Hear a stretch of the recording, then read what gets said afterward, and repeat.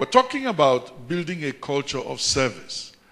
Before we look at the very first slide, let me make an observation which I would plead with you to think about. In this country, many of us do not know what it means to serve or the culture of service for two reasons. One is because of what the money, the revenue from petroleum has done to us generally across the whole spectrum in our Nigerian economy and in our psyche. We have grown up to believe that because the money is there, so the money has to do it. We've got very little, if anything, to do. And because of the large chunk of our economy that petroleum contributes to, 90% or thereabouts, you find out that we do not do anything else much to contribute to the economy. So we don't really have need to serve people. All we do is we take advantage of what is there. But as we share this morning, I'm hoping, or rather this afternoon now, I'm hoping that we will learn a few things. Yes, please, let's go on. Now let's take some definitions. The need for service runs through every aspect of our national life. We've gathered here this afternoon, we came in the morning, and if you came by your own personal transportation, the government rendered some service in making the road upon which you drove available. If you bought petrol as you were coming this morning, you ran into a gas station and some petrol attendants served you. It is possible, like they did to me yesterday, when you say, put this amount of petrol into the tank, they would put a little over what you asked for. So that when you give them the money, for instance, if you gave them 3,000 naira and they put in 3,027 naira, and you gave them 3,000 and maybe 40, they tell you, "Okay, we don't get change." How many of you understand what I'm saying? So, and when they look at you, they assume that this man dressed like this and in a hurry can forgo 13 naira. And they keep extracting unwillingly from people 13 naira per person, or 10 or 20 as the case may be. And after a day, they would have made quite a killing. And the month, they would have made a lot of money. That is not service. It doesn't happen in many other countries. Now, it applies in the following ways. In a restaurant, you're a customer, you're a client, you're served food and drinks, and it has to be done properly and courteously. You walk into a restaurant. The person who is going to serve you, what do you want? There's no smile, there's no politeness, and forgive me, and I'm trying to be practical. It's possible that the person who's going to serve you, the moment they stand near you, body odor begins to ooze, 15 meters around you. Or they come into the hotel room to change the beddings. You will need the air conditioner at full blast for the next 20 minutes to clear that room of various things. And we do not understand that those things are important. I'll talk about them in a moment. In a shop or store, you sell something to a customer. In many other cultures, they serve you with a smile. Is there anything I can do to help you? They try to explain why you should buy what you want to buy. or why you should have this alternative or that other one. And by the time you finish and you leave, you don't even feel that you spent, or rather, the little pain of having spent so much money. Or you spend more money than you realize. Now you provide a group of people with a product that you sell or manufactured. That's service. Let's go to the next slide.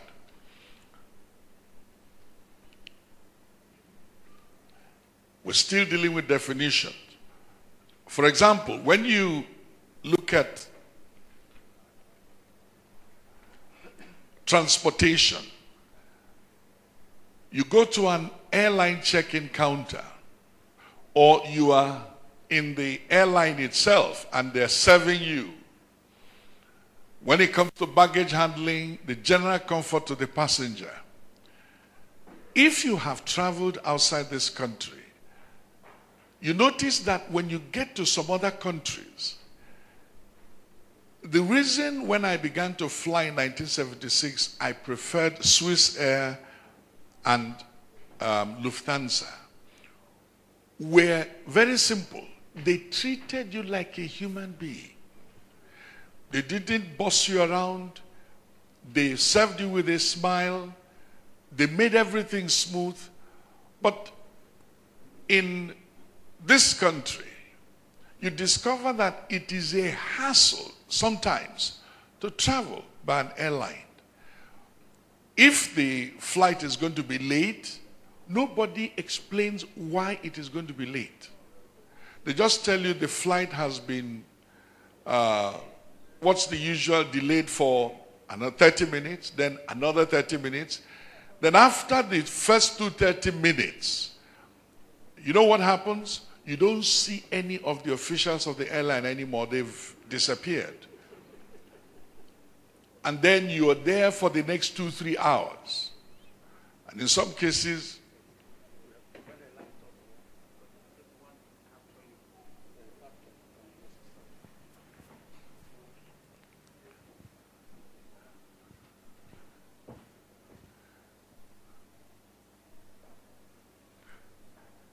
so you discover that by the time, maybe after 3-4 hours, the flight is ready to depart, you have 200 angry passengers.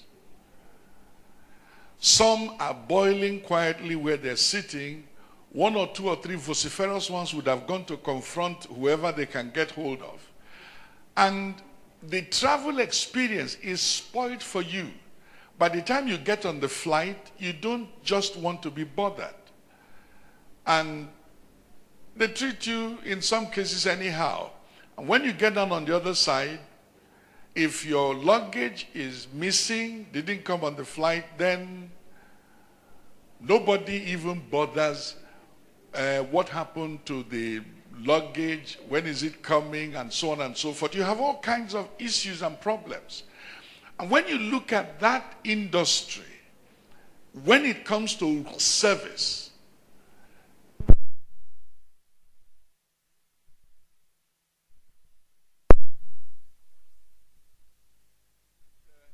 I have witnesses. I traveled to Wales, UK, some time ago. My wife and I traveled. We got to London. One piece of luggage was not there. They just said, please put down the address where you can be contacted. And this is a place about 3 hours drive outside London in Wales. They gave me a t-shirt, a new toilet bag, and a few other things, and some money for the inconvenience that my bag didn't come out.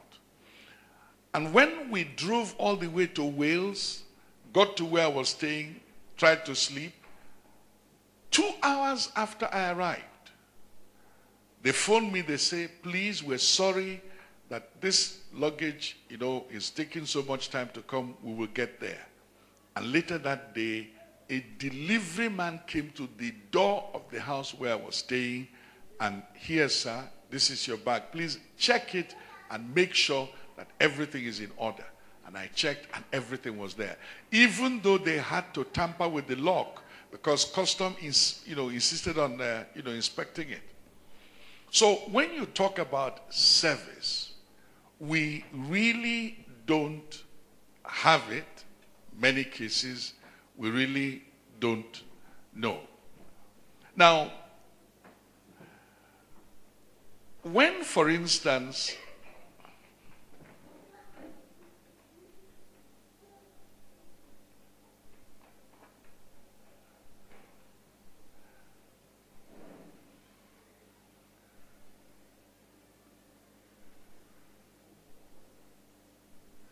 now, when you're a person who is in a position to render some service to the public by reason of your job, our dear brother spoke to us about, professionals in public service.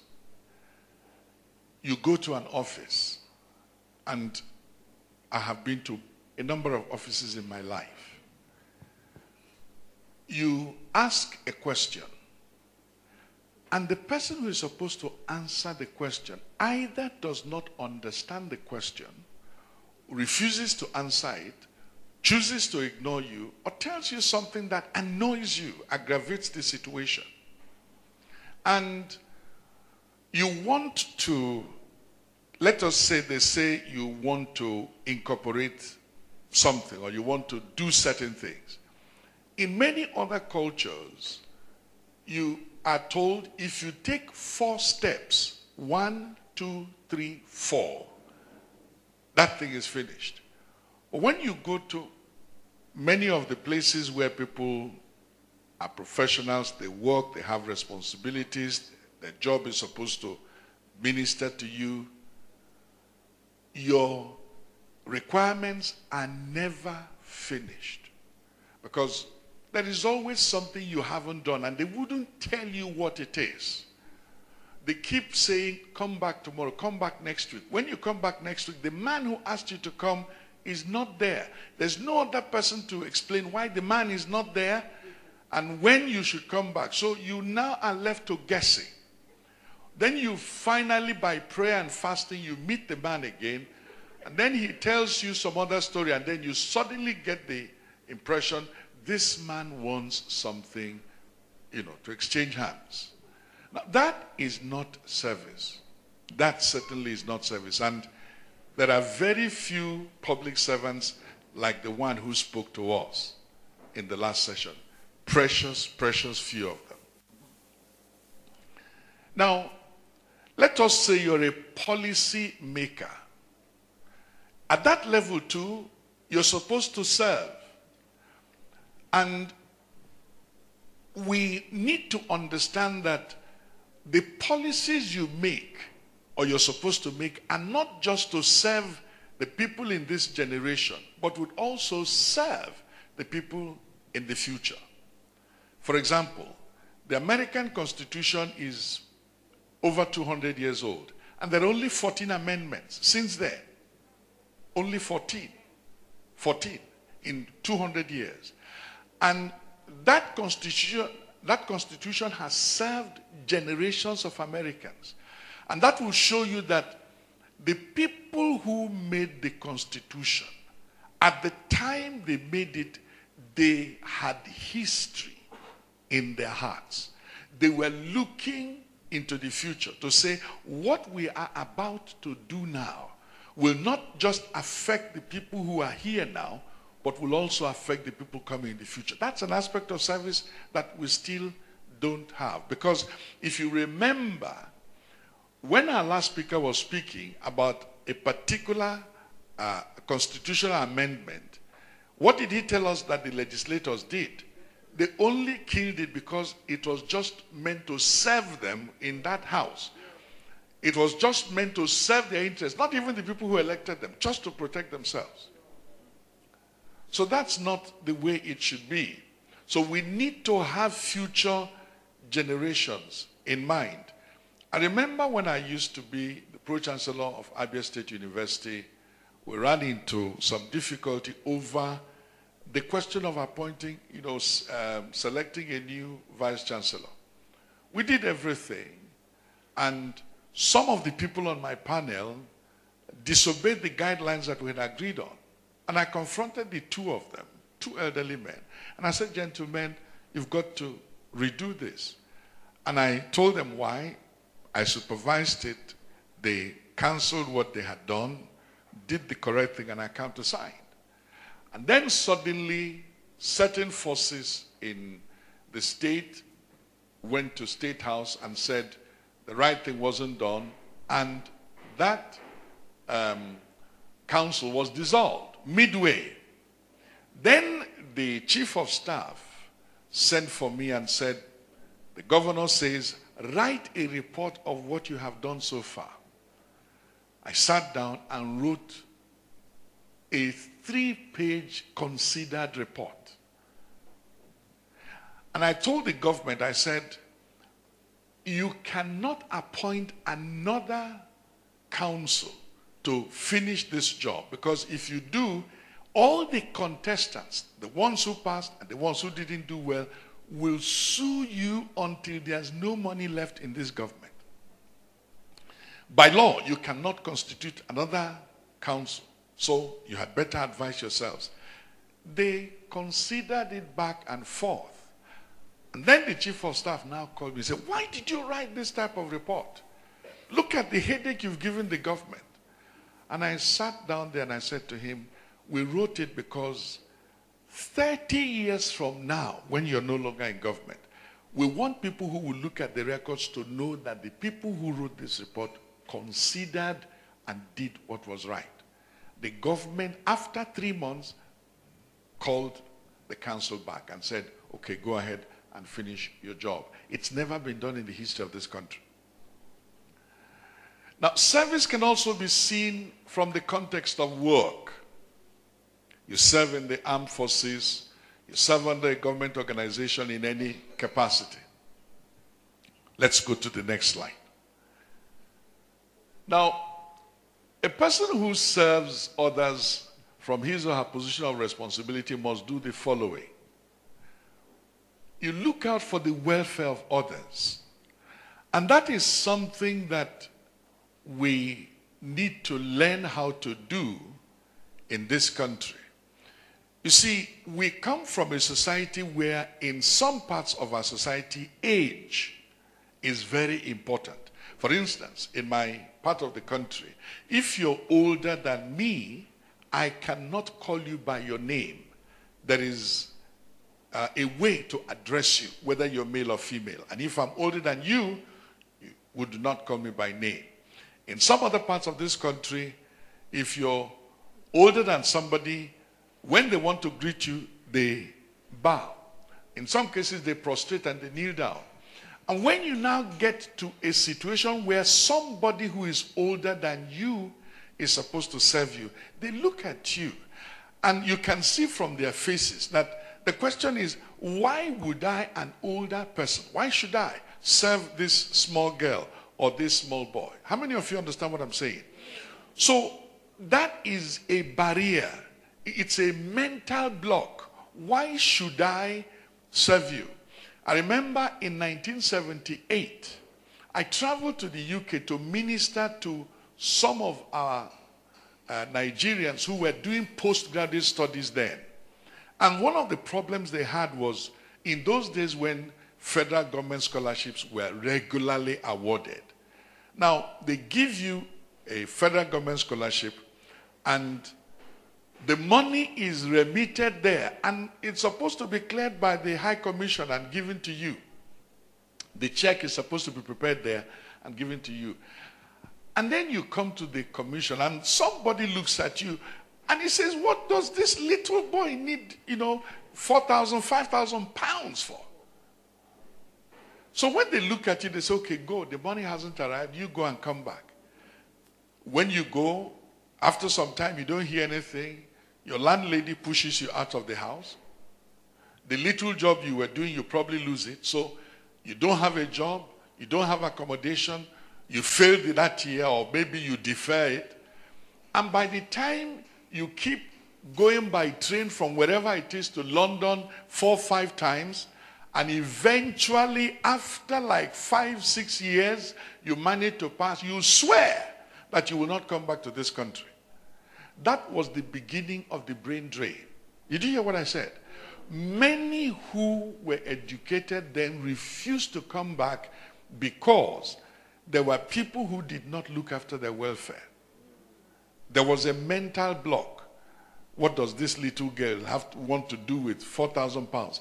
Maybe my own salary is 2,000 pounds per annum. And this little boy is going to get 4,000 pounds for school fees. Now, you raise the standard of living for others. That's what service, again, is supposed to do. In terms of you are supposed to award a contract, you're supposed to build some infrastructure for a certain part of the country, and you don't like that part of the country. And the question is, why should, now that I'm in office, why should that part of the state, that part of the country get so and so? It is made, provision is made for it in the budget, but you see to it that it is not done.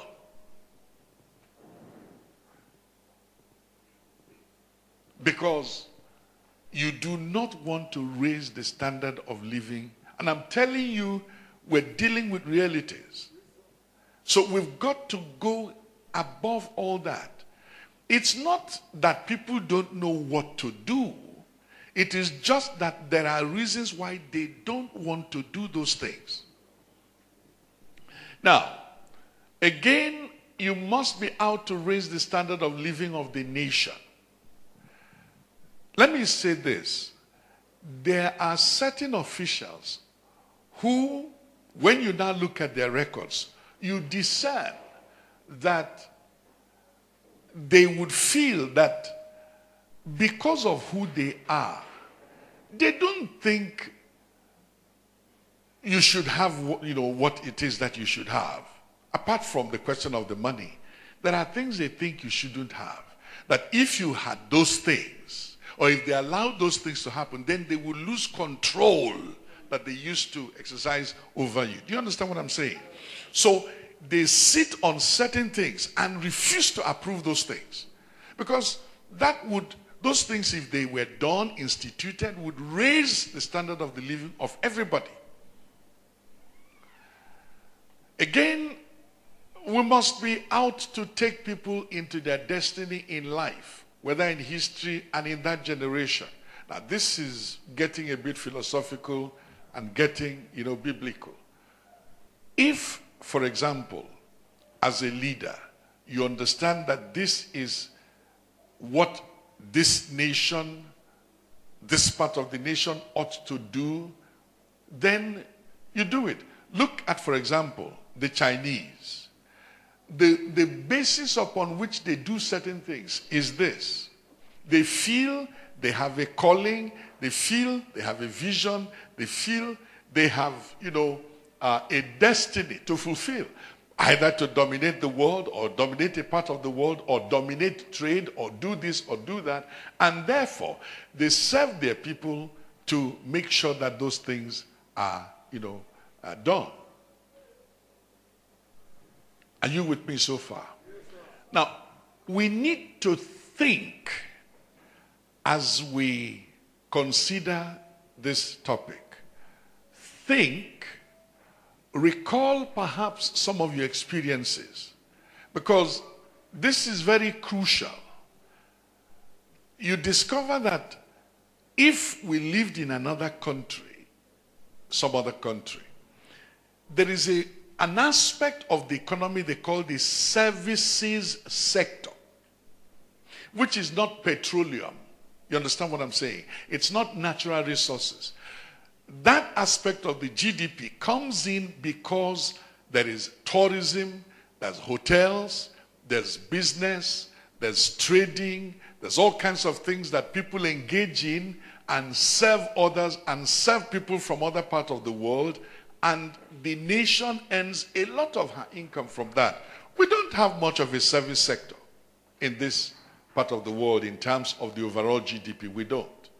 But when you go to other countries, you discover that perhaps tourism is about 60% of the economy. And therefore, they would do anything to make you come to the country. And when you do come, they make sure you enjoy yourself so that next year, next time you come back, you don't come back alone, you come back with some other people because you would tell them, I enjoyed my time, when I was there the last time. Let's go and, have a little bit more of the experience. But here, we don't care because we have all believed that petroleum will always be there. So we don't care what happens. Now, let's go on. Now, what are the qualities? And this list is not exhaustive. What are the qualities that engender service? There has to be a definite decision to serve. And this is the crux of the matter. This is the crux of the matter. There has to be a definite decision to serve.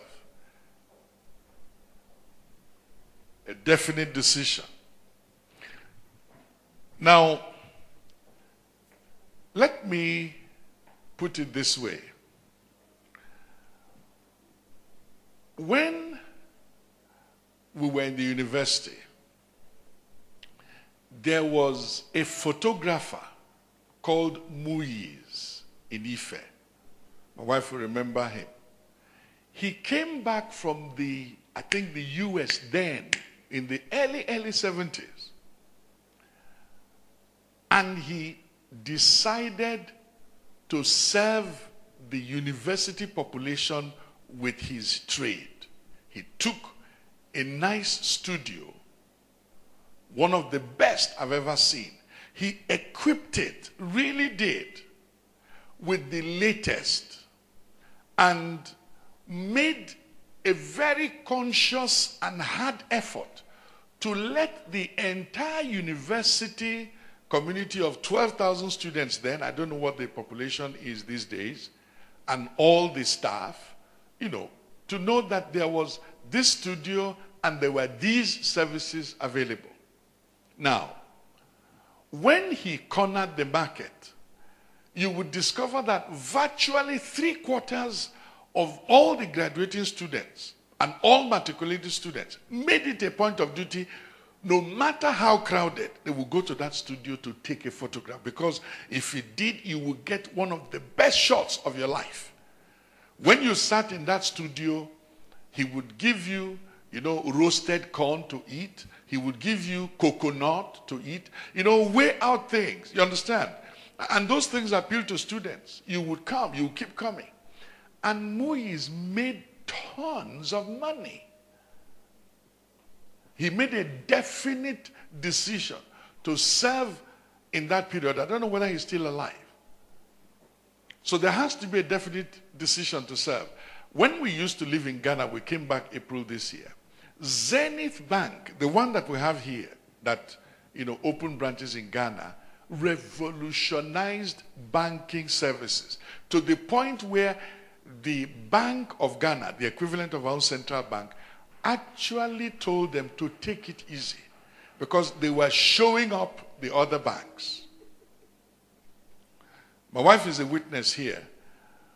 If you want to open an account, you just phone the bank and they will send one of their staff to the house who will bring the forms and sit with you on your dining table.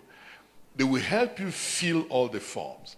They will take it back to the bank, open the account for you. And when you want to deposit or withdraw money and you don't have time to go to the bank, you will send for them. And they will come in one of their cars and bring money to you in the house. And I'm not joking. Now, it got hold of me because I didn't know that that kind of banking was possible on this continent. But they did it in Ghana. Maybe because there are too many of us here, they can't do that. Or maybe because if they tried it here, somebody... Pardon me? And we don't... Well, the other thing is that Nigerians really don't make that kind of demand. There are too many of us, whether they lock the door, you force it open to give them your money. But you see, they provided exceptional service to customers at home. Now, the sensitivity to the preferences of clientele or those to be served. It may be a small thing, sensitivity to the comfort of clientele. We traveled with an airline once, my wife and I wouldn't tell you which one now. I might, by the time I finish the rest of the story. You know, when she was registering for the flight, I did the registration, but she told me, she said, when you go there, ask them for a particular kind of, is it diet? Food. You know, so a diet. So we asked for a particular kind of diet for her on that flight. You know, a big plane, when they started serving, one of the air hostesses was bringing a plate of food. She came into the middle of the aircraft. She was looking like that. When she saw our seat number and saw her, he said, "Madam, this is your food." And they put all kinds of special things in that tray. And I had to wait until they began serving everybody. And I got the usual fare. I told her, I said, next time, I'm going to fill in the form that you filled. I went to the office of the country manager to ask for a special diet. And, you know, they ask you whether you want a vegetarian diet or you want kosher. In other words, you're a Jew, or you want this and that, or you have a medical condition, you're a diabetic, and so on. And they provide that kind of this thing. But in many of the airlines that me and you are used to in this part of the world, when they bring the tray, they just throw the food in front of, just drop it like that and pass. If you're saying, excuse me, she would have gone 3-4 rows. You need to press the bell. They go and, you know, switch the bell off. It's only when you get a little obnoxious that they say, yes, what do you want? But you see, when you travel with some airlines, you know, if you're that used to them, and one of our friends now has explained some things, you can carry up to 200 and something kilograms of luggage and they would still accommodate you because you have a special relationship with them. I'm not going to explain all of that, but they care for the sensitivity of certain travelers. I mean, for example, if we were the kind of people who travel with little pooch dogs, you know those little, you know, tiny cosmetic dogs. There are some airlines, when you get to the lounge, they will take your dog for a bath and clean the dog up and bring the pooch back to you. And you fall in love with the airline forever. Well, none of you owns a pooch here, but you have to meet the needs of those being served, caring for the convenience of those being served. Now, we are used to hard life and we like others suffering. That's what it is. We like to see people suffer. So we don't care for their convenience. We can afford many more things in this country than we have. But there are people who are in the position to serve the public and they say, no, how can we give such things to such people? And then things would begin to deteriorate. Yes, please, let's go on.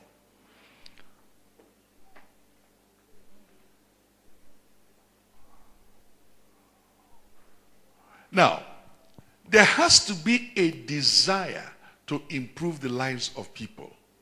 When you make a determination that, now let us say there are, okay, let me take these 3 sections of the hall. This one, this middle section, and this section. And somebody in my situation, I'm supposed to serve all of you. And I look at this section of the hall where we have maybe the fewest number of people in relation to these 3 rows. And I decide that because you're so few in number, and come election time, I don't think your votes will make too much of a difference. And I come to the conclusion that you don't deserve the standard of your lives to be raised. because there are very few of you. But when I look at this end of the hall where there are so many people and I'm likely to get many more votes from here, I try to pander to them. How many of you understand what I'm saying? Now, I don't have a desire to raise your standard of life. So that calculation too, we've got to stop making it. Because where we are today, it's not because we could not have done better, but this culture of service, there are a lot of political, cultural, and various other things, some even historical, dimensions to it. An understanding that a servant owes the people a duty to serve and a duty of care. Now, a duty of care does not exist in our lexicon when it comes to transport. In 1954, in Aba, Amels, A-R-M-E-L-S, Amels used to run a taxi service for the rich people then. And Mercedes-Benz 180D was the car in vogue then. That was the highest brand of vehicle. And they had cars. Today we have car hire. They had cars in those days you could hire. Comfortable. That's what you call pleasure car in those days. You could hire. They would take you to your village, wherever it was, if there was a road that would get there. And they cared for your convenience. But here, look at the average bus in public transport. Forget about some of these new ones that are bringing down the average.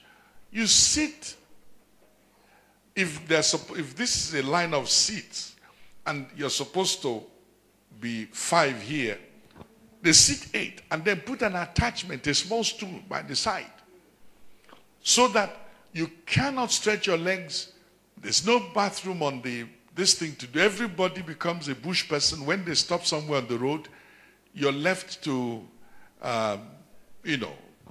just do whatever it is that you have to do. Let's not get into those things. But when you travel to some other parts of this continent, every 28 miles, they pull into a service stop where you can go ease yourselves, eat something small, come back into the vehicle, and then they take you to your destination. But here, you see, when it comes to service, in terms of a desire to improve the lives of the people, a duty of care, we need to change our thinking. Because we have this belief that once you just put anything on the road, in fact, some transport companies, coming towards December period, they will go and bring back all their broken down vehicles and repaint them and push them on the road. In that period when people are desperate to go back to the village, anything that moves, you jump inside.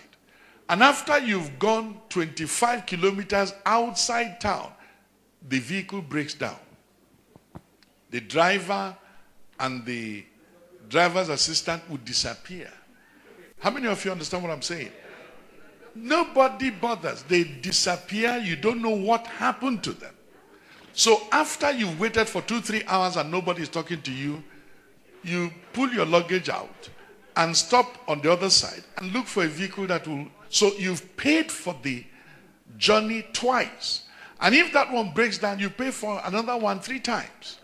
So you discover that we need to break those kinds of mentalities and really, serve our people. And understanding that service breeds trust and loyalty. I have had 1 or 2 personal examples of service. I've had 2 that I can remember now. And they have to do with mechanics. We lived in Ife for 12 years. And I had a mechanic called Yekini, a Muslim. Yekini loved my car like a baby. Yekini. If the car broke down on the road, Ife Ibadan road, you would not need to lose sleep. Just call Yekini. He will go and recover it. You give him money, he'll go to Ibadan, buy spare parts, make sure the car is all fixed, and bring you the change. He was that good. Yekini improved my Yoruba language. When you press the horn and it's not working, some of you who are Yoruba people, he will tell you, Oga, aha etija, which means the tongue of the car has been cut. So the first time he said it, I said, what is happening? He said, aha etija, that is the tongue of the car is cut, literally. That was how good Yekini was. And all through the 12 years we were in Ife, Yekini was the only mechanic we had. Very good. The question of religion didn't even come into it. The man knew his job. He loved the car. When you pass him, you stop. He will ask you how the car is, like asking after another member of the family. There was a time when the car broke down and it was there for 4 days because I had to go to Elekuro in Ibadan to speak. I left the car on the road. I said, Satan, if you like, you can stay in the car. I'm traveling. And people were passing, they knew our car. They would, when they get back to Ife, there were no telephones. In those days, they would tell my wife, we saw your car on the road. And in those days, I couldn't even call from Ibadan to Ife to tell my wife, this is what happened, this is where I am. But eventually, Yekini went and recovered the vehicle. There was another mechanic when we moved to Aba for another 12 years. Howells. He became a member of the family. Up till this afternoon, he would look after the car, do a few other things which you didn't pay him for. He was that good. Still is. Now, Howells can enter my bedroom. But we started off as mechanic and, car owner. It breeds trust. Now, you see, when you are serving others, you need to give them excellent, prompt, and truthful information. Whether it's about policy, whether it's about your car, whether it's about your scholarship, whether it's about what they're expected to do to fill a form, to register a company, to apply for land, to do whatever. These 3 requirements must be fulfilled. Excellent, prompt, and truthful information. A mechanic can say, this part, you know that in this country, forgive me, I'm not libeling anybody, you have Taiwan, and then you have the real thing. Now there are others. How many of you understand what I'm saying? I'm using the local, parlance here. Now, when somebody wants to give you information, they should give you excellent information. They should give you a choice. You would want to know whether if you use this one, it will last 3 months. If you use this, it will last 2 years, but it will cost more. But some others would tell you, this is the one that we're using that will last 2 years, when what they're using is the one that will last 3 months. And then they put it in there, charge you for the cost, and charge you for the services. I'm only just scratching the surface because there's a whole lot more. A couple of days ago, a friend of ours sent some clothes that belonged to me to a dry cleaner. And a suit and the top of, up and down, this Yoruba type dress, got burned in the laundry. They delayed for 24 hours. They didn't explain what happened. And when they returned the clothes, what they said was, sorry, sir. Well, sorry, sir, wouldn't buy me a new suit. Sorry, sir, wouldn't replace the top that I lost.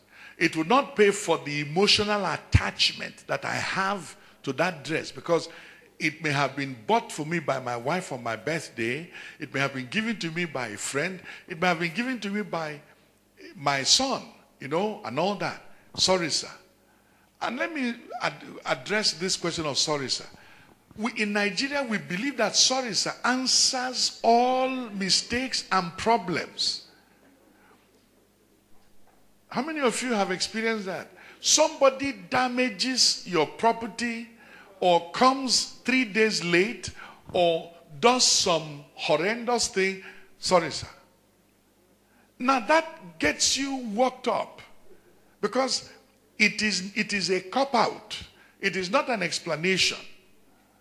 It does not amend the situation. And it does not, of course, pay damages. But they burnt my clothes and all they said was, sorry, sir. But in another country, when you look at the back of the receipt, there is provision made for reparation. That is, even if they don't pay me for all of the clothes, they will pay me a certain percentage of the cost. How many of you have seen outside this country the table for the reward when they lose your suitcase? You see the pictures of different kinds of suitcases there. And then they say they pay you maybe $100 or $300. Flat rate, not all the things inside the suitcase, but they pay you something. But here, sorry sir, that is when you get it.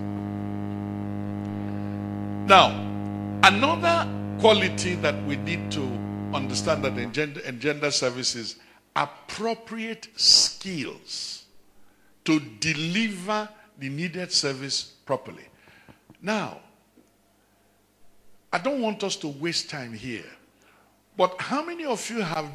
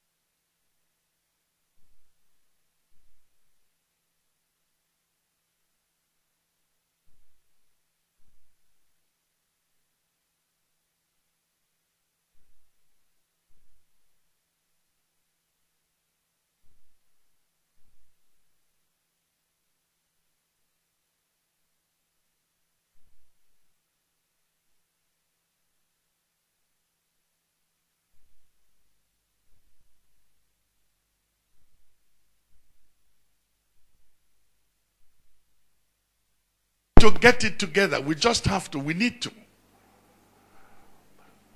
For some of us, there is a disconnect. You see, we do not have the mentality. And there is this other problem, and it is this. We tend to understand that if you serve somebody, then you are inferior to the person. Do you understand what I'm saying? So, if I were to serve you properly, what I'm saying in effect is that I am inferior to you. But that is not the way it is at all. Because when you look at the scriptures, Jesus, who created us, came, and the Bible says that he came to serve and not to be served. So we've got to get this out of our minds, that serving somebody means you are inferior to them. That is why legislators, many of them, high public officials, they think they're doing you a favor by doing what exactly is their job.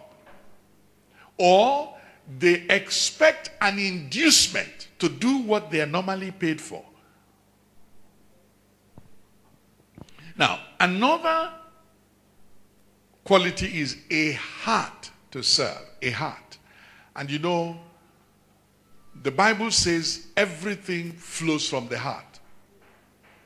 Is that not so?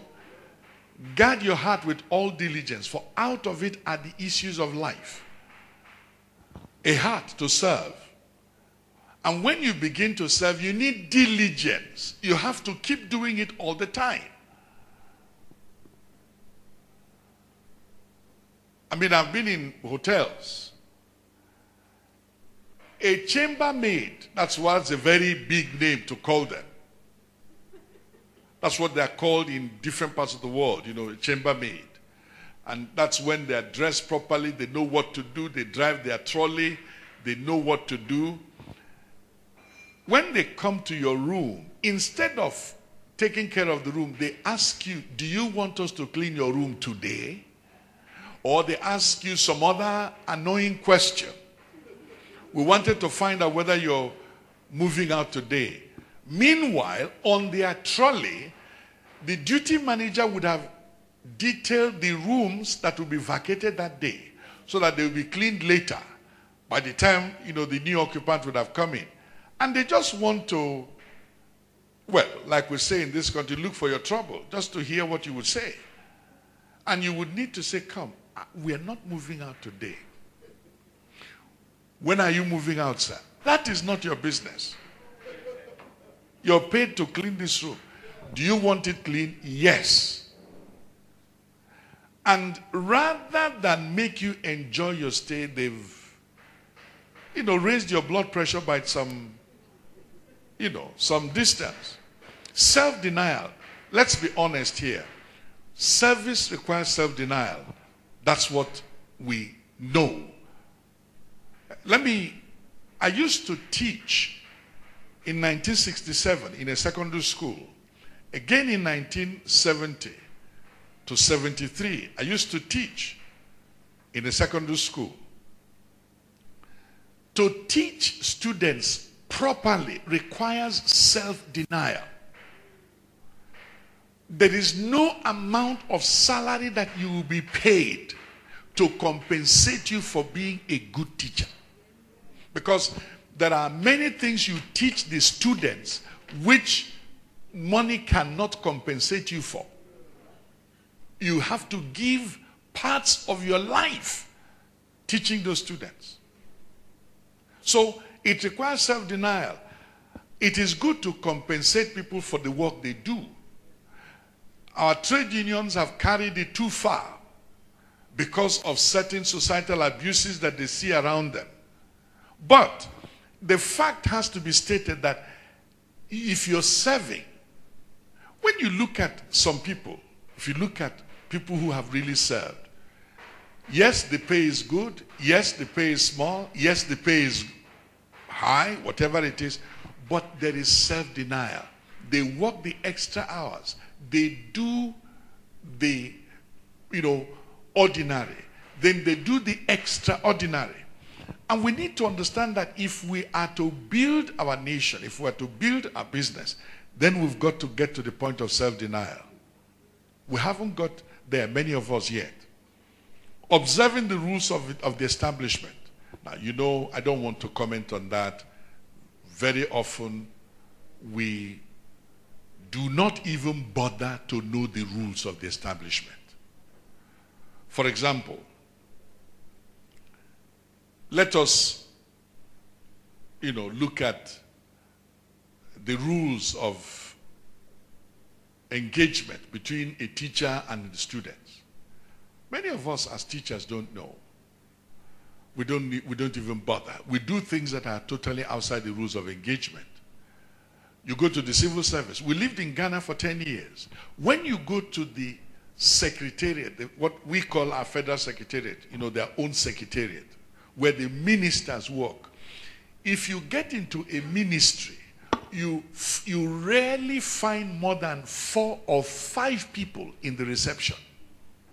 And all of them are by appointment.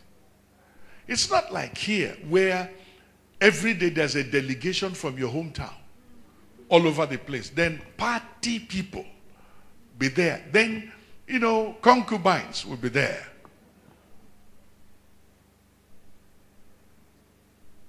I used to live in Aba for 10 years. We didn't have a telephone for 10 years because I didn't want to pay a bribe. So I couldn't get a telephone. When I eventually was given a card by the wife of a military governor then to go to the territorial controller, when I got into his office, he was playing with two young women in the office. When he saw me, he said, "Yes, can I help you?" I didn't say anything. I just dropped the card on the table. When he saw it, he said, "Yeah, did you see Madame?" I said, "Yes, I saw Madame." He said, okay, go. Told the girls, go. The girls left in a hurry. He said, "Sit down." I sat down. He said, "Have you filled the form?" I said, "Yes, I've filled the form 3 times. And they're in your office here." He looked at me and said, "Okay, Oga, go. In 2 days, you will have the telephone." And in 2 days, what took 10 years, and I couldn't get that, in 2 days, I had a telephone in the house.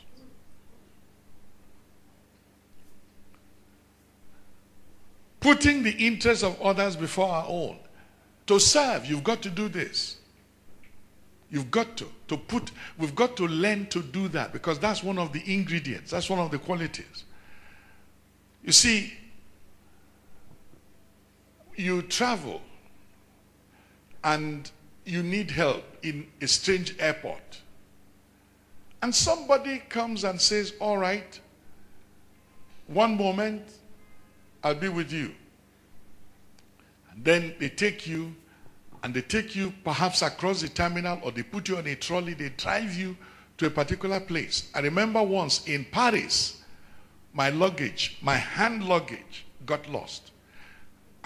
This was the counter.